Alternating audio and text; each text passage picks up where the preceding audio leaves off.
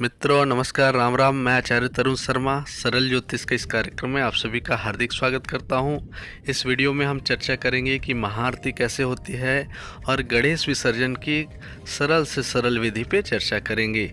सबसे पहले हम चर्चा करते हैं कि महाआरती कैसे होती है। महाआरती का मतलब है महा यानी बड़े रूप में।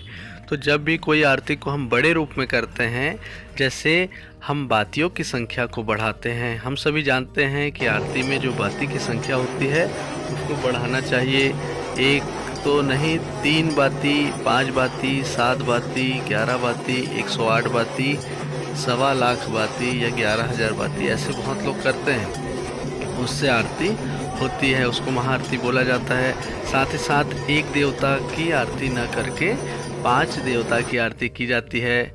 जैसे गणेश भगवान जी की आरती होती है, भगवान माता जी की आरती होती है, भगवान शिव जी की आरती होती है। माता में दुर्गा मैया की कर सकते हैं, जय अम्बे गौरी की कर सकते हैं विशेष रूप से।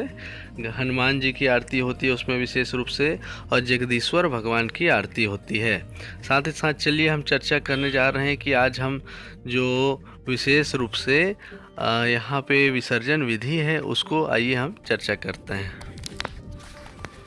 जय गणेश भगवान। भगवान गणेश जी का नाम लेते हुए हमको सदा की तरह पूजा कर लेना चाहिए, आरती कर लेना चाहिए। महाआरती का आयोजन कर सकते हैं।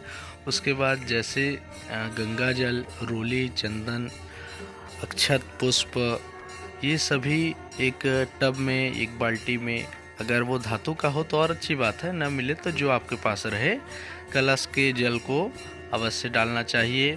और आसपास रंगोली भी रखना चाहिए, मतलब पवित्र करना है। गंगा जल, गुलाब जल, ये सभी शुभ चीज़ों को जब करेंगे तो सुगंधित भी होगा और दिव्य भी लगेगा। फिर हमारे गणेश जी को पूरे घर को घुमाना है। घर को घुमाने के बाद हमको गणेश जी को धीरे से उस टब में यानी उस पात्र में, जल के पात्र में रखना है। रखने के बाद गणेश जी के पास हम लोग विनती करेंगे कि हे गणेश भगवान, उनका जय जयकार करे, अगले बरस तो जल्दी आकर जय जयकार करे।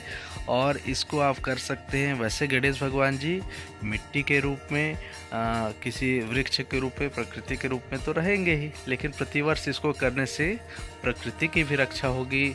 और हमारे गणेश जी को जब ढक देंगे और निवेदन करेंगे, हे प्रभु जी आप विशेष रूप से हमें आशीर्वाद देते हुए, और कोई गलती को हमारे द्वारा हुई होगी तो क्षमा करें, और आशीर्वाद देते हुए अपने लोक में जाइए। फिर माता के साथ आपको दुर्गा पक्ष में फिर आना है। तो हे गणेश भगवान, वैसे अगले वर्ष आप आएंगे, लेकिन हमारे घर में तो सदा आप रहते हैं। अगले दिन जब उसको आप देखेंगे तो विशेष रूप से वह मिट्टी का ही अगर लेते हैं, हम मिट्टी का लेना चाहिए, तो देखिए वो हमारा विशेष हो जाता है। फिर अगले दिन की ये प्रक्रिया मैं बताने जा रहा हूँ। अगले दिन देखिए, इस मिट्टी को अब हमको प्रकृति को समर्पित करना है। तो हमको नीचे से मिट्टी उठाना है। कुछ अलग चीज़ें हैं, उसको हमको चाहे तो देख ले कि उसमें सिक्का वगैरह कुछ अलग चीज़ें नहीं हैं, उनको अच्छे से मिला लें। और मिलाने के बाद इस जल को हमको विशेष रूप से कोई गमले के रूप में, या कोई आसपास क्यारी है तो आसपास में व्यवस्था करना ही करना है।